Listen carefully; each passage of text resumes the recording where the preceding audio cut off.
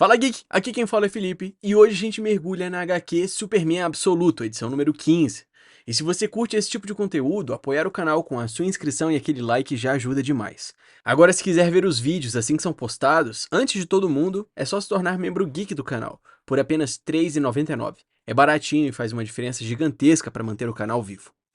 Kansas Central, com Clark Kent sozinho na fazenda, tentando restaurar uma rotina que parece normal outra vez, sem repórteres, sem a Lazarus Corp, apenas o vento, as estrelas e o cheiro de feno recém-cortado. As pessoas dizem que Smallville voltou a ser tão silenciosa quanto sempre foi. E Clark apenas sorri e concorda, mesmo sabendo que isso não é verdade para ele. Enquanto conserta um trator, tenta se agarrar a sons simples, cigarras, o coração do gado ao longe, um coral ensaiando em Topeka, para abafar o resto. Mas não funciona por muito tempo. Sempre há alguém, em algum lugar, e começando a gritar. Quando isso acontece, Clark não hesita. Larga as ferramentas, faz o que seus pais fariam e parte em alta velocidade para ajudar. Clark, já em voo como Superman, cruza os céus do Kansas enquanto reflete que é por isso que o chamam assim. Superman. Um nome que nunca significou muito para ele, porque o essencial é saber quem ele é. Ele deixa a fazenda para trás e assume plenamente o papel de protetor. Não por imagem pública, mas por convicção. Em Smallville, o impacto de sua passagem sacode um restaurante, fazendo clientes reagirem com surpresa. Um homem comenta, meio irônico, que desse jeito ele nunca vai consertar aquele trator. E a garçonete responde com naturalidade: Vê se cuida, Clark Kent. De repente, Superman se encontra em uma represa no meio da tempestade violenta, enquanto vozes humanas se sobrepõem ao caos com relatos de desastres. Chuvas históricas causando inundações catastróficas, milhões de hectares consumidos por incêndios, infraestruturas entrando em colapso, tempestades chegando à costa com ventos jamais registrados. Misturadas a isso surgem gritos de ódio e radicalização. Sem direito de viver! Enfiem uma bala nesse cérebro presunçoso. Estão envenenando nosso país.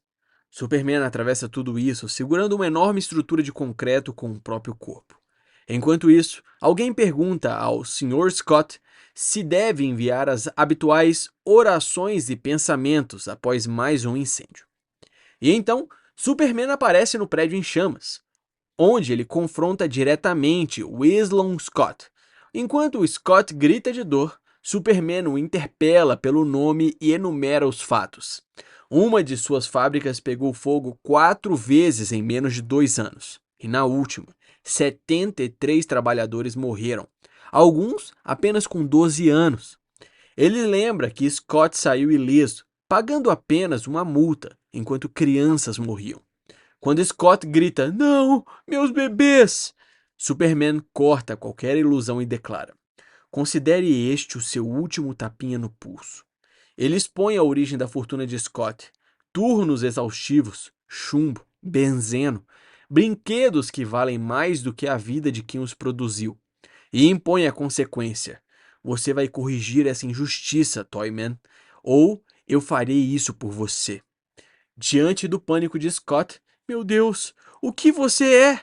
Superman se afasta em direção à cidade e responde com frieza. Pergunte à corporação Lazarus o que eu sou. Superman paira diante do horizonte, deixando claro que a mensagem vai além de Scott. Nenhum de vocês é intocável. Não para mim. Ele se aproxima uma última vez do empresário e impõe a consequência pessoal. Mude sua forma de viver, Willow Scott. Eu estarei observando.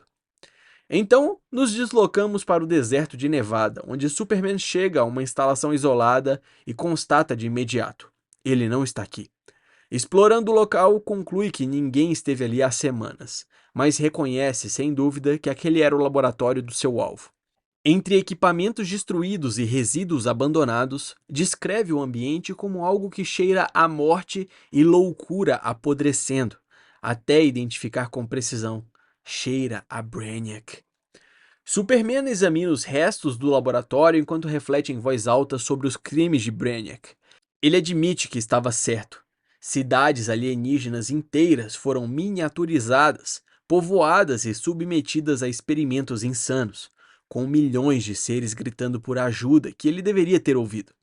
Antecipando a própria dúvida, explica que já verificou todas as garrafas, todas as cidades roubadas, mas não conseguiu salvar nenhuma. Havia esperança, mas ela não se confirmou. Ao procurar qualquer vestígio de Krypton, conclui com pesar: não há nada aqui. Nada. Eu sinto a sua falta, Sol. O sistema responde friamente que nenhum programa desse tipo foi detectado. Entre fogo e destroços, Superman admite sua fragilidade ao dizer que tudo ali está quebrado e que não sabe se vai conseguir seguir sem Sol. Ele não sabe nem se consegue continuar. Em Orange Town, no Paquistão, Superman confronta Ra's al Ghul em sua cela. Ra's provoca, convidando-o a se gabar e a contemplar o poderoso Ra's al Ghul, enquanto afirma estar além de qualquer cuidado médico, abandonado pela própria companhia após lhe negarem o poço de Lázaro. Ele ironiza a própria condição e ameaça, dizendo que todos deveriam rezar para que ele morra ali. Superman reage com frieza, deixando claro que não veio se vangloriar nem responder a ameaças. Ele afirma apenas: você está certo sobre uma coisa, Sr. Al Ghul. Isso não acabou entre nós. O diálogo continua, na prisão, com Ra's provocando a dizer que Superman fez um inimigo para a vida inteira.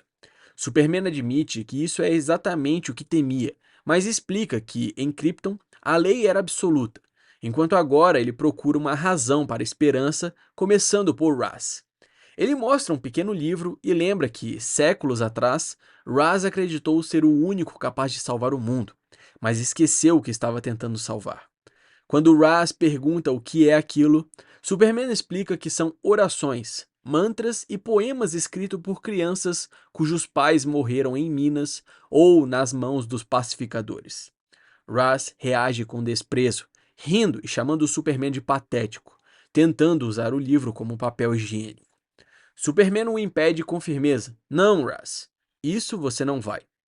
Em seguida, vemos Superman respondendo a questionamentos sobre um incêndio florestal recente. Vozes perguntam se foi ele, se o fogo realmente desapareceu após 30 quilômetros. Superman admite que não sabia o que estava fazendo e que, sem saber como apagar, simplesmente engoliu o incêndio. Diante da incredulidade, você engoliu um incêndio florestal? Ele confirma e explica a consequência. Levou aquilo para um lugar onde pudesse fazer algum bem. A revelação final é concreta. As Flint Hills, no Kansas, eles precisavam de uma queimada controlada. Em Metrópolis, no topo de um prédio próximo ao planeta diário, Lois Lane confronta Superman sobre o que acabou de ouvir. Ela resume com espanto se ele realmente pegou milhares de hectares de incêndio tropical e despejou no Kansas. Superman admite que não sabia mais o que fazer e pergunta se deveria ter agido diferente.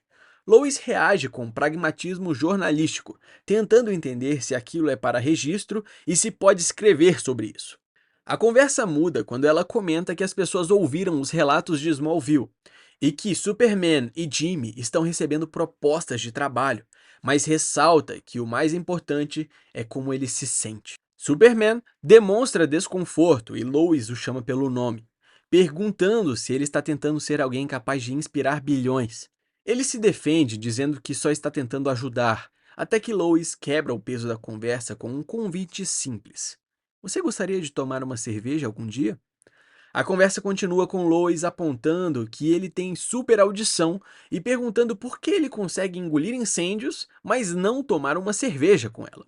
Superman hesita, oferecendo alternativas como chá gelado, café, mas de repente ele interrompe a conversa, perguntando para onde fica Peoria. Superman reage instintivamente a uma nova emergência e parte em altíssima velocidade. É então que retornamos à fazenda Kent, onde Lana visita Clark e elogia o trabalho no lugar. Ela conta que o banco concluiu a papelada e que após o desastre de imagem, a Lázaro se desfez das propriedades. A fazenda agora é oficialmente dele. Clark, cansado, admite o excesso de barulho e a falta de sono, explicando que às vezes precisa se esconder nas nuvens para recarregar, mas que sempre há alguém gritando. Lana reconhece o que ele faz e afirma que os Kent ficariam orgulhosos, mas reforça que eles também gostariam que ele cuidasse de si mesmo. A conversa passa para tarefas simples da cidade e caçarolas acumuladas, que Clark diz que levará para as crianças do Sudão. No final, ele comenta que quer preparar o campo para plantio, mas sem usar seus poderes, do jeito que os Kent fariam. Então Lana começa a convidá-lo a passar onde ela trabalha, mas de repente é interrompida. Clark deixa a fazenda em um instante, enquanto Lana reage com leveza ao deslocamento repentino e comenta que talvez da próxima vez ele possa ir encontrá-la. Observando-o partir, ela reflete que ele estava de luto e que Marta estava certa. Com firmeza e carinho, ela conclui: a sua cor é azul. Alternamos entre prisão de Raz, a rotina de Clark na fazenda e uma nova emergência. No início, Raz ri e ameaça enquanto o Superman lê em voz alta, prometendo vingança contra os inocentes. Com o passar das semanas, o riso cessa. Clark continua lendo trechos que falam de misericórdia e paz enquanto Raz exige o livro, mas nunca o toca. A narrativa corta para Clark na fazenda, refletindo sobre um furacão em Portugal e pensando que talvez tenha tempo para mais algumas fileiras. Ele admite que não pode estar em todos os lugares, mas ele tenta. A página termina com Clark salvando um navio em uma tempestade em alto mar. Na prisão, Raz urra ameaças e responde com desprezo às palavras lidas. Ao mesmo tempo, Superman ouve outra voz, uma criança na Tailândia, com câncer, sozinha e com medo de morrer. Clark age imediatamente, garantindo que ela não morra sozinha. Após a sua morte, ele passa uma hora na estratosfera gritando tão alto de dor que tira satélites de sua órbita. Tudo isso antes de voltar à cela e continuar a leitura, afirmando que eles construirão o mundo que Raz se recusou a imaginar. As ações de Superman para com o mundo o estão levando a colapso. Ele grita, tentando abafar os gritos que ouve e se pergunta por quanto tempo consegue aguentar. Na cela, Raz reage com ameaças interrompidas, contrastadas pela leitura calma de Clark. Em seguida, Superman salva um carro prestes a cair de uma ponte destruída, enquanto reflete se verá o mundo escorrer por entre seus dedos novamente. Depois, exausto em Smallville, admite que está se matando, apenas para dar mais tempo às pessoas. Então vem o conflito interno de Clark. Salvar todos significa se desgastar sem garantia da mudança. Clark aparece sozinho no celeiro, agora tomado por cristais vermelhos. Ele reflete se mais tempo é um dom ou uma maldição e conclui que depende do dia, aceitando que aquele é o seu lar agora. Em paralelo, a narrativa retorna à cela, afirmando suas identidades: Kal-El, Clark Kent e Superman. Não três, mas uma só.